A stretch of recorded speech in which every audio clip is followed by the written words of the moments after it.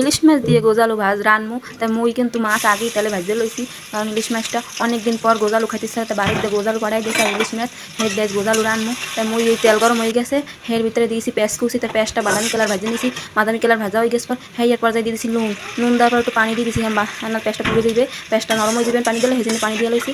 পানি দিয়ে একটু লড়াই নিছি, লড়ানোর পরে এখন আবার দিতে মরিচের গুঁড়ো, তারপরে যে যেরকম ঝাল খায় সেরকম ঝাল দেবে, আমি ঝাল খাই কম, ঝাল কম দিয়েছি।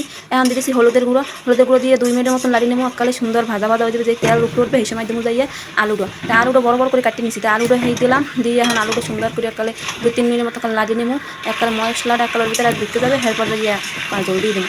এই যে লাড়তে আসে একাল কি সুন্দর গায়ে লেগে গেছে, এখন আমি জল দিয়ে দিলাম। এখন জল দিয়ে এককালে যেই টকবক টকবকাই ফুটবে সেই সময় এর ভিতরে মাছ দিয়ে দেবো। তাই এই যে এককালে জল দেওয়ার পরে লড়াই দিলাম, এই টকবক টকবকাই ফুটতে আসে, এখন এই দেখতে আছেন কত সুন্দর একটা কালার আসে। এখন এই মাছ খান দিয়ে দেবো, ইলিশ মাছ ভাজা এককাল তেলে, এককালে কি সুন্দর কত বড় একটা মাছ কাটা এককালে দিয়ে দিলাম।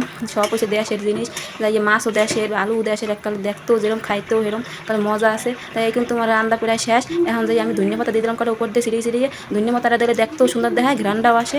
এই যে ধনিয়া পাতা দিলাম, এই যে আমার রান্না একগালে ক্লিয়ার হয়ে গেছে, এখন আমি এই নামাই নিলাম। এই দেখতে গেছেন কত সুন্দর একটা কালার আসছে, এরকম দেখতে খাইতে